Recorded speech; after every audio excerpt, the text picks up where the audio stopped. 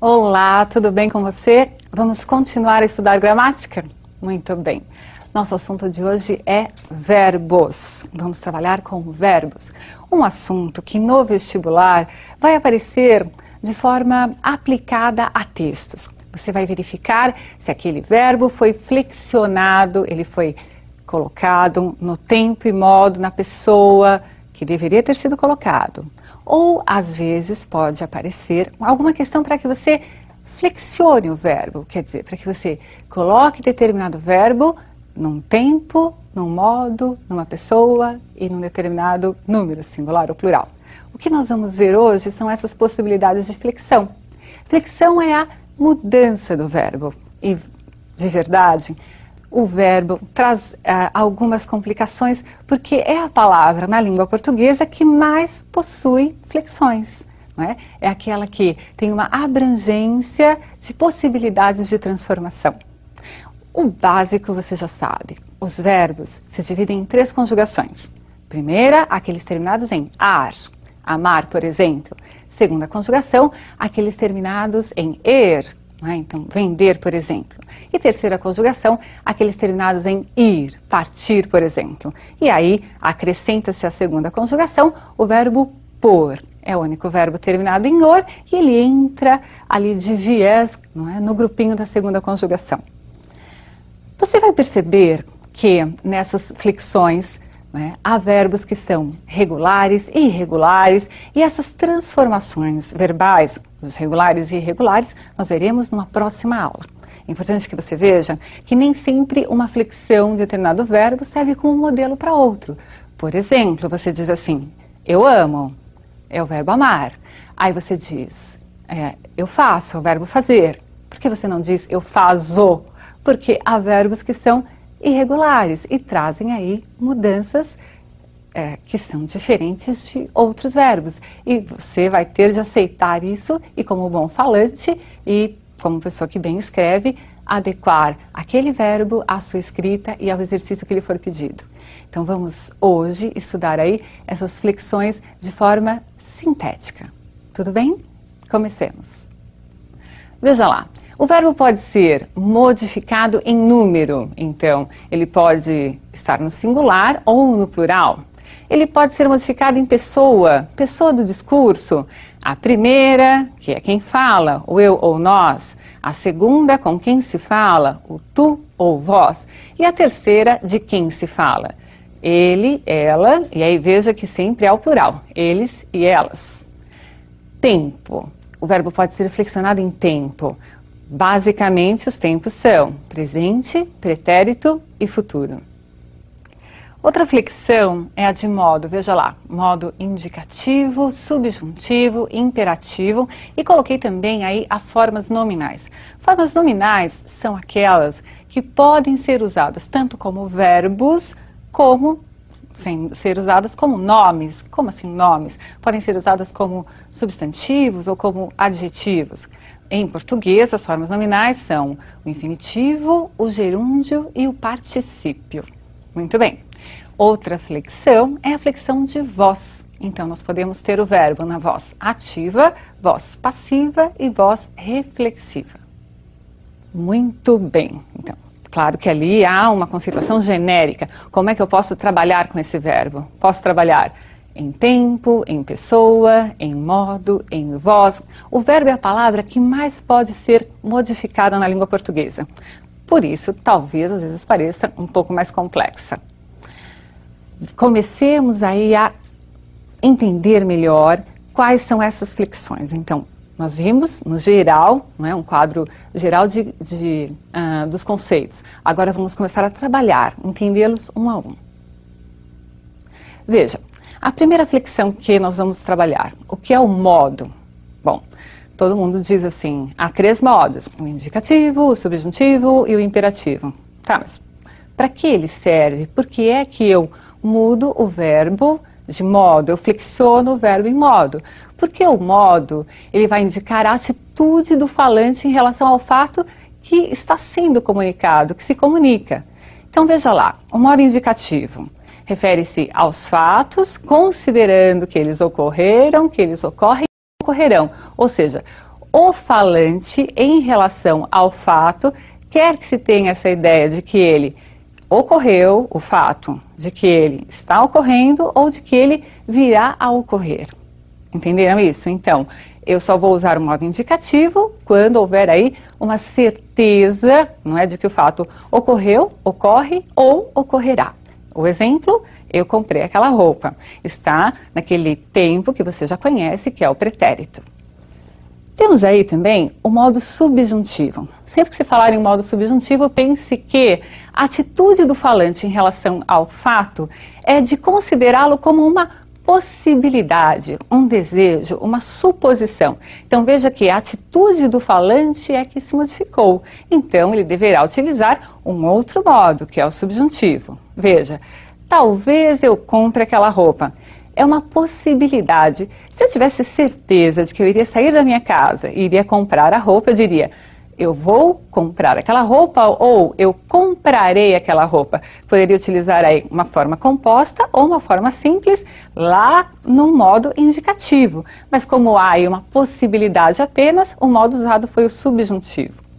Temos também o imperativo. Então veja, sempre pensando na atitude do falante, não é? O fato será considerado como uma ordem, um conselho ou um pedido, como você quiser entender. Veja lá, compre aquela roupa.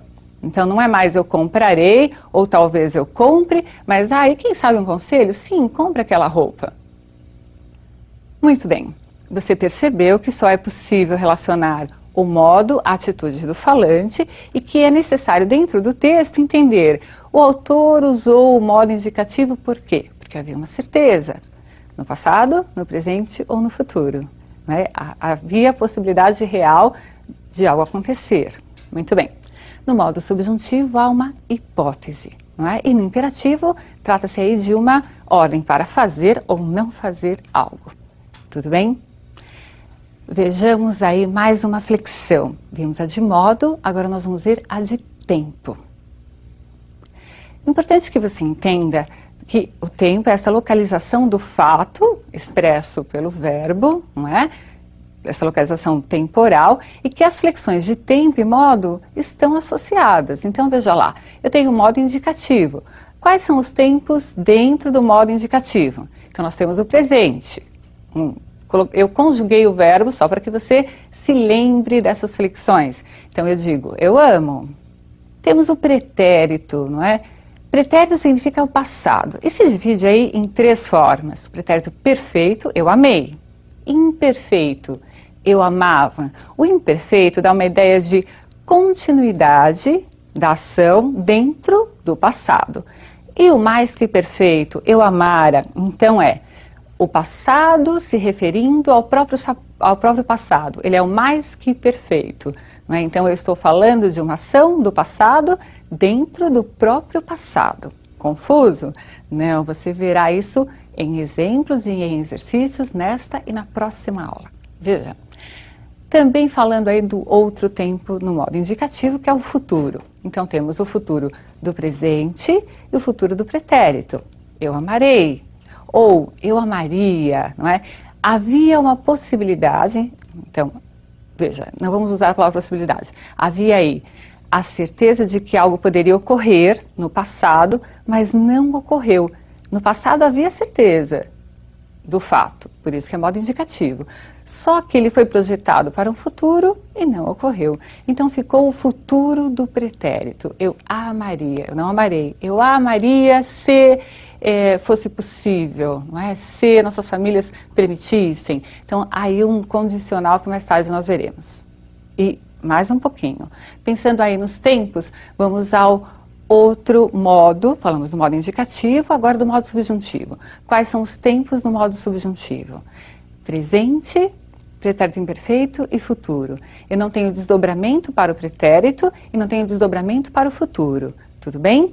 Há umas muletinhas, muletinha mesmo, palavras de apoio que você pode utilizar para flexionar os verbos no subjuntivo. Então, por exemplo, no presente você pode dizer que eu ame. No pretérito imperfeito, se eu amasse.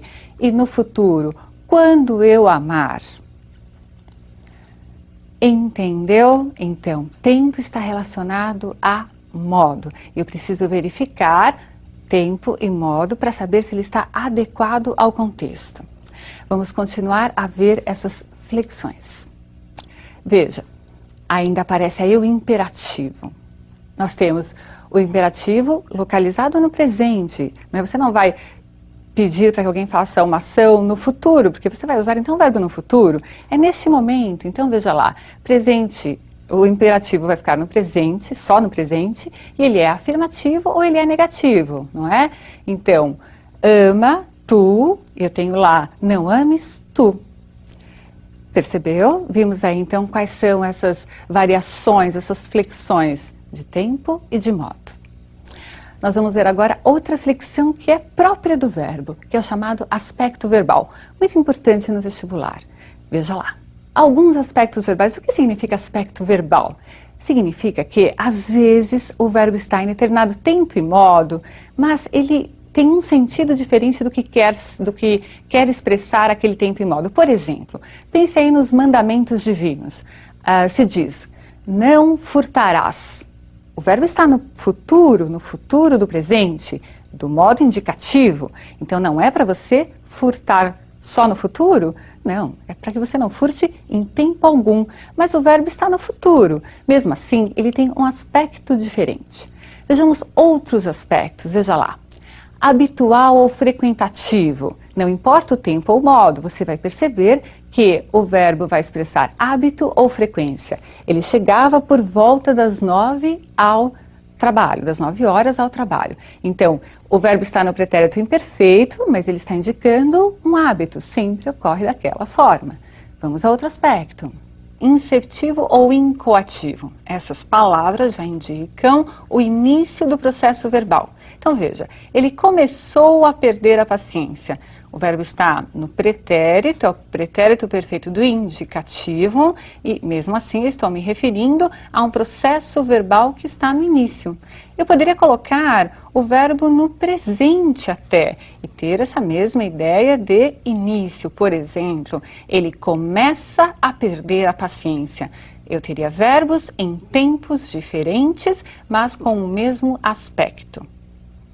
Conclusivo ou cessativo, veja, expressa um processo que já foi concluído. Terminei a minha graduação. Aí eu tenho o pretérito perfeito e percebo claramente essa ideia de cessar. No vestibular, você precisa interpretar como esse verbo vai estar aparecendo. Então veja lá, cursivo ou progressivo, expressa um processo que se prolonga no tempo. Eu vivo com dor de cabeça. Vivo é um verbo no presente, mas o aspecto dele é de algo que sempre está ocorrendo. Não é só hoje que eu estou com dor de cabeça, eu estou sempre, então eu vivo com dor de cabeça. Então, o aspecto é aquele significado que o verbo vai adquirir dentro do contexto. Isso é cobrado sim de você no vestibular, pode ter certeza. Você entendeu os tempos, você relembrou dos modos, viu para o que servem e viu aí quais são os aspectos verbais. Continuaremos a estudar esse assunto na próxima aula. Tudo bem? Um grande abraço para você.